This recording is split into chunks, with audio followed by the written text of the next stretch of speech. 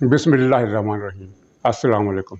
नाज़रीन, एक तो मौजू है इमरान खान की मज़ाक़ ख़ेज़ पसपाई का, किस तरह वो अपोजिशन की धमकियों से डर कर सरेंडर कर गए, और दूसरा उन्होंने खिताब में जो झूठ बोले, और वो बड़े शर्मनाक झूठ, खुला झूठ, यानी इतना झूठ मेरे ख्याल में दुनिया के किसी भी हुक्मरान ने या सियासतदान ने इस तरह नहीं बोला होगा जिस तरह इमरान खान ने बोला, और डंके की चोट पर बोला। और दूसरा मौजू है आज़ाद कश्मीर की वज़ीर आज़म फारूक हैदर की प्रेस कॉन्फ्रेंस है, उसमें उन्होंने जो तबाहकुन इंकशाफ किया है वो बहुत लर्ज़ा खेज़ है। इसके अलावा एक दो और बातें भी हैं, लेकिन सबसे पहले इमरान खान पार्लियामेंट में खिताब के लिए उसने अपने स्पीकर को भेजा अपोजिशन के पास कि वो यकीन दिलाएं कि हम मेरी तकरीर के दौरान कोई हंगामा राई नहीं होगी।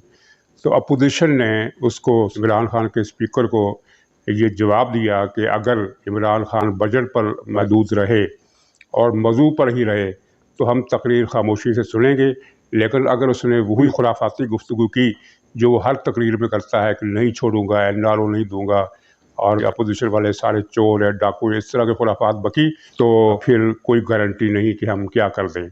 तो स्पीकर ने जाकर इमरान खान से ये बात बता दी।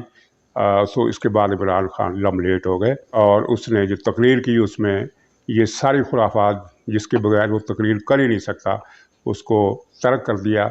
नवाज़ शरीफ का जिक्र अलबत्ता उसने ज़रूर किया, क्योंकि नवाज़ शरीफ के बगैर तो उसकी कोई तकरीर मुकम्मल हो ही नहीं सकती, और कहा कि नवाज़ शरीफ ने मनी लॉन्ड्रिंग की और कौम का पैसा चोरी किया। ये वो इल्ज़ाम है जिसको साबित वो 3 साल भी नहीं कर सके, और अगले 30 साल भी साबित नहीं कर सकते, ना इमरान खान ना उसके सरपरस्त। बहरहाल इस पर अपोजिशन को बड़ी हैरत हुई, और बाद में अपोजिशन के अरकान इजलास के बाद, तकरीर के बाद हंसते रहे कि किस तरह इससे दुड़की लगवाई है। और इमरान खान अपनी बुज़दिली में तो मशहूर है, बदनाम है बल्कि। याद होगा जब इसको गिरफ़्तार करने की कोशिश की गई थी तो किस तरह ये दीवार कूद कर भागा था।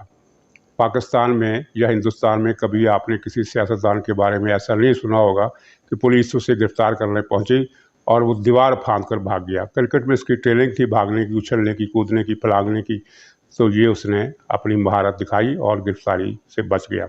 और नाज़रीन, झूठ देखिए कैसा बोला, कितना शर्मनाक, जो कोई माजी बई की बात नहीं है, 75 साल की बात नहीं है, 70 साल की बात नहीं है, अभी कल की बात है। इसने कहा कि मुशर्रफ ने पाकिस्तान को अमरीकी जंग में झोंकने का जो फैसला किया वो बड़ी गलती थी और मैंने उसकी मुखालफत की थी। नाज़रीन, मुशर्रफ ने ये फैसला 2001 में किया था। पाकिस्तान को अमेरिका की जो अमेरिका के हाथ में पाकिस्तान को जो बेचा उसने, इस वतन फरोश ने, इस गद्दार आज़म ने, गद्दार पंजम ने, पहले 4 गद्दार में नाम गिनवा दूँ ताकि रिकॉर्ड आपके जहन में रहे। पहला गद्दार सिकंदर मिर्ज़ा था, दूसरा अयूब खान, तीसरा यहया खान, चौथा ज़ियाउल हक, और 5वां मुशर्रफ। तो ये 5वां गद्दार और गद्दार आज़म जिसको मैं कहता हूँ, तो इस गद्दार आज़म ने वतन फरोशी की थी 2001 में, और उस वक्त इमरान खान इसका पूरी तरह चमचा था परवेज़ मुशर्रफ का।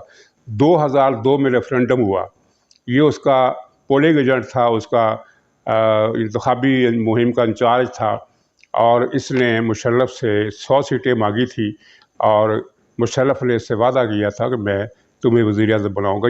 ये वादा उसने ताहिर अल कादरी से भी किया था, दोनों से बेक वक्त वादा किया। जब इलेक्शन हुए तो इमरान खान को 1 सीट मिली। 1 सीट मिलने के बाद ये 2002 के बाद परवेज़ मुशर्रफ का मुखालिफ हुआ। इससे पहले ये मुशर्रफ का चमचा था, उसका दस्तो बाजू था, उसका बालका था, उसका चेला था, और उसका सियासी अब्बा जान था। तो ये किस तरह ये झूठ बोल सकता है इतना बड़ा, और पार्लियामेंट में किसी ने इसको चलिए खामोश रहना, तो अपोजिशन ने वादा किया था अगर ये खुराफात नहीं बोलेगा तो हम खामोश रहेंगे, लेकिन इतने बड़े झूठ पर कम से कम रिकॉर्ड की दुरुस्ती के लिए कोई अपोजिशन का एमएलए ये कह देता कि हुजूर, वतन पाकिस्तान को बेचने का फैसला 2001 में हुआ था, और 2002 में आप इसके पोलिंग एजेंट थे, मुशर्रफ की कैंपेन कर रहे थे रेफरेंडम की, तो तुमने मुखालफत कब की? और मेरा ख्याल है कि अपोजिशन इस पर अब भी नहीं बोलेगी, क्योंकि अपोजिशन जो है वो बिल्कुल बेजान हो चुकी है बड़ी हद तक। आज सिर्फ इसलिए कि मार का मारा है कि इमरान खान को उसकी तकरीर, जो रवायती तकरीर है, उसे करने से बात रखा है और उसकी दुड़की लगवाई है। ये एक अच्छी कोशिश है, लेकिन इमरान खान के इस झूठ का, इस सफ़ेद और बल्कि काले झूठ का اور جو انتہائی شرمناک ہے کہ کل کی بات ہے، سب کے سامنے لوگوں کو یاد ہے کہ کس طرح تم نے مشرف کی ایجنٹی کی تھی اور امریکہ کا ساتھ دیا تھا، اور جب وزارت عظمیٰ کا وعدہ پورا نہیں ہوا اور ایک سیٹ پر تمہیں ترخا دیا گیا تو اس کے بعد تم نے مشرف کی مخالفت شروع کی۔ یعنی مشرف کی جو مخالفت تھی اس کا امریکہ سے کوئی تعلق نہیں تھا، بلکہ اس وعدے سے تعلق تھا جو اس کے ساتھ مشرف نے کیا تھا اور جس کے یہ خواب دیکھتا رہا، اور وہ جب خواب ٹوٹا تو یہ مشرف کے خلاف ہو گیا۔ ورنہ اس کا اور مشرف کا قلعہ ایک ہے، وہ بھی وطن فروش تھا، یہ بھی وطن فروش ہے۔ تو یہ جو راجہ فاروق حیدر نے بات کی ہے یہ بھی اسی کی وطن فروشی کے حوالے سے ہے۔ راجہ فاروق حیدر نے کہا ہے کہ بھارت کے وزیر اعظم مودی نے مقبوضہ کشمیر کی جو حیثیت ختم کر کے اسے ضم کرنے کا فیصلہ کیا، تو اس کا مشورہ اسے عمران خان نے دیا تھا، اور عمران خان اور مودی کے باہمی مشورے کے بعد یہ سب کچھ ہوا ہے۔ اور اس کا جو معاملہ تھا امریکہ میں ٹرمپ کے دور، یہ انہوں نے کہا، یہ میں کہہ رہا ہوں کہ یہ سارا معاملہ ٹرمپ کے ساتھ ملاقات میں اس کے دورہ امریکہ میں طے ہوا تھا، اور پھر اس کے بعد اس کی مودی سے بالواسطہ یا بلا واسطہ کسی بھی طریقے سے وہ رابطہ کاری ہوئی اور اس نے وہ ایڈ دیا۔ اور یہ انکشاف دنیا کے بعض اخبار پہلے کر چکے ہیں کہ مقبوضہ کشمیر میں جو کچھ ہوا اس میں پاکستانی گورنمنٹ کی رضامندی اور صلاح مشورہ شامل تھا۔ یعنی کشمیر فروشی، یہ ریکارڈ پر آ گئی یہ بات پاکستان میں۔ اس سے پہلے پاکستان میں کسی ذمہ دار آدمی نے اس طرح بات نہیں کی، اور اب راجہ فاروق حیدر نے یہ تاریخ پر ایک احسان کیا ہے کہ انہوں نے ریکارڈ پر یہ ایک بات لا کے رکھ دی ہے، اور یہ اب تاریخ کا حصہ بن جائے گی کہ عمران خان نے کس طرح وطن فروشی کی۔ ایوب خان، یحییٰ خان، پرویز مشرف اور ضیاء الحق کی طرح یہ بھی وطن فروش ہے، اور اس وطن فروشی کی جو اس کی قیمت ہے وہ تو پتہ نہیں کب ادا کرنی پڑے گی۔ لیکن یہ اپوزیشن جو اتنی بے جان ہو گئی ہے کہ اس کے اندر یہ بھی جرأت نہیں رہی کہ کشمیر فروشی پر کوئی عوامی عدالت میں یہ مقدمہ دائر کر سکے۔ ملکی عدالتوں سے تو چلیے اپوزیشن کہتی ہے کہ ہماری سنوائی نہیں ہوتی، تو عوام کی عدالت میں یہ کیس لے کر جائیں مشرف کی، عمران خان کی وطن فروشی کا بھی، اور اس نے یہ جھوٹ بول رہا ہے، اس پر اس کی کلاس لینی ہوگی اپوزیشن کو، اور یہ عوام کے سامنے لانا ہوگا کہ کس طرح اس نے مشرف کا ساتھ دیا اور اب کس طرح یہ جھوٹ بول رہا ہے۔ ناظرین، اس نے عمران خان ایک تقریر میں ایک اور بھی جھوٹ بولا اور کہا کہ پاکستانی قوم ٹیکس نہیں دیتی۔ عمران خان کی حکومت میں ماچس کی تیلی پر بھی ٹیکس لگ گیا ہے۔ جتنے ٹیکس اس نے لگائے ہیں ہسٹری میں کسی نے نہیں لگائے، اور اب بھی یہ پاکستانی قوم کو ٹیکس چور کہتا ہے۔ تو دراصل چور تو قوم نہیں ہے، چور تو وہ ہے جو عوام کی جیبوں سے ماچس کی تیلی پر بھی ٹیکس لیتا ہے اور ان کی جیبیں خالی کرا رہا ہے۔ اور ان کا جو وزیر خزانہ ہے اس کے بارے میں پہلے بھی کوئی اچھی رائے نہیں تھی، لیکن اب تو بالکل واضح ہو گیا کہ وہ بھی تحریک انصاف میں جا کر پاگل ہو گیا، دماغی توازن کھو بیٹھا ہے۔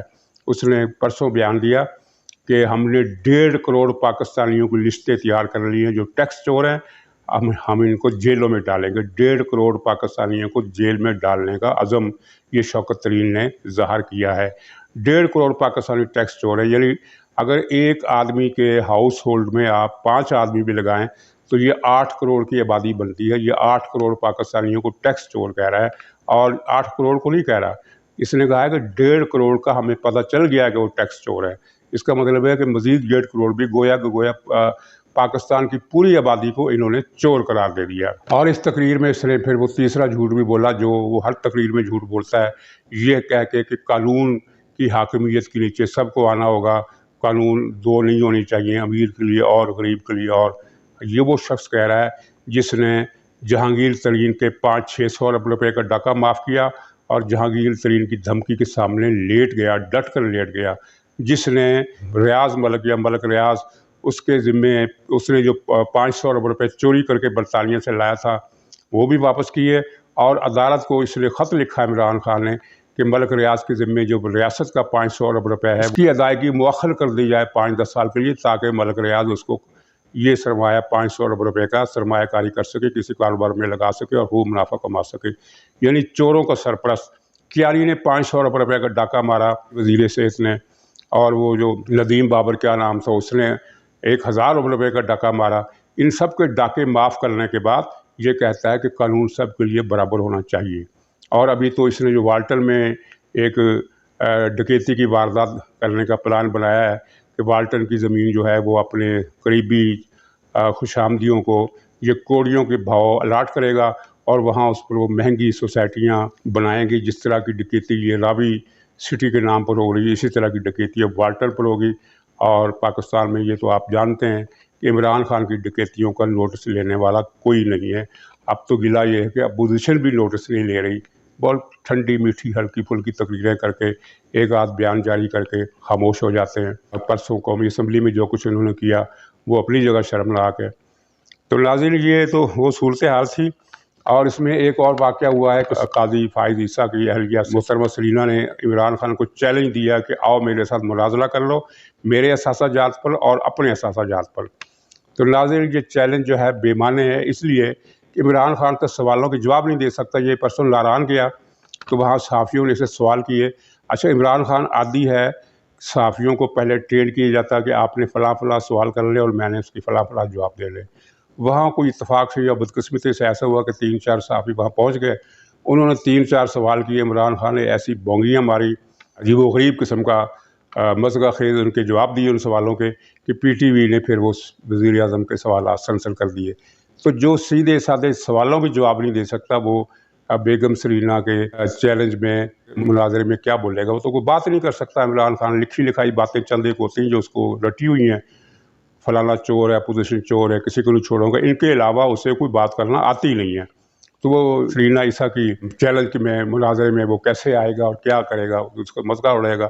3-4 دن پہلے آپ نے وہ اس کا حشر دیکھا ہوگا اس کے جھوٹے وزیر حماد اظہر کا. وہ مسلم لیگ کے مفتاح اسماعیل تھے اور ٹی وی پر مناظرہ ہوا تو ہر سوال کے جواب میں حماد اظہر ناک آؤٹ ہوا. ہر سوال کے جواب میں ایک سوال کے جواب میں وہ سچ نہیں بول سکا صحیح بات نہیں کر سکا اور نہایت بے عزت اور رسوا ہو کر وہ ٹی وی پروگرام سے گیا. تو یہ ساری پارٹی کا یہی حال ہے. ان کی ٹریننگ صرف گالیوں کی ہے. گالیاں دینا جھوٹ بکنا اور گندی غلیظ زبان استعمال کرنا. تو عمران خان کو یہ مناظرے کی دعوت دے کر کوئی انہوں نے سرینا عیسیٰ نے کوئی پروڈکٹیو قسم کا کام نہیں کیا کیونکہ عمران خان کسی مناظرے میں آئے اور سوال کا جواب دے یہ سوال ہی نہیں پیدا ہوتا. اور ایک خبر یہ بھی چل رہی ہے کہ جو سانحہ ساہیوال کے مجرموں کے بارے میں عدالت نے ریکارڈ طلب کر لیا ہے. اس کا مطلب ہے کہ عمران خان کی عدالت سے ایک اور محاذرائی شروع ہونے والی ہے کیونکہ عمران خان ساہیوال کے قاتلوں کو بچانے کے لیے کسی بھی قیمت پر کسی بھی حد تک جانے کو تیار ہے. ناظرین آخر میں یہ تھوڑا سا ایک سوال پھر نواز شریف سے اور مریم سے کہ سنا ہے کہ سوات کے جلسے میں جو 4 جولائی کو ہو رہا ہے مولانا فضل الرحمان جا رہے ہیں. شہباز شریف تو اس میں نہیں جا رہے. وہ تو اچھا خیر اچھی بات ہے شہباز شریف کو جانا بھی نہیں چاہیے. وہ وہاں جلسہ میں عمران خان کی قصیدہ وہی کریں گے ان کے حق میں کوئی بات کر دیں گے اور سارے جلسے کی فضا خراب کر دیں گے. لیکن افواہ یہ ہے کہ مریم بھی شاید نہ جائیں. تو اس طرح تو پھر یہ مولانا اکیلے رہ جائیں گے. مولانا کی پارٹی کے پاس بہت ورکر ہے ان کے افرادی قوت بہت ہے اور ان کے عوامی سے بھی بہت زیادہ ہے. مقبولیت میں وہ اس وقت جے یو آئی کی تاریخ میں شاید پہلی مرتبہ ایسا ہوا ہے کہ وہ ان کے عوام کی ایک معتدبہ حصے کی حمایت حاصل ہے لیکن وہ اکیلے جمہوریت کی جنگ نہیں لڑ سکتے. یہ سوال مریم صاحب کے غور کے لیے بھی ہے اور نواز شریف صاحب کے غور کے لیے بھی ہے. پہلے اطلاع یہ تھی کہ جلسہ میں نواز شریف بھی خطاب کریں گے لیکن وہ اب معلوم ہوا ہے کہ نواز شریف خطاب نہیں کریں گے اور مریم کے بارے میں معلوم ہوا ہے کہ ان کی شرکت بھی مشکوک ہے.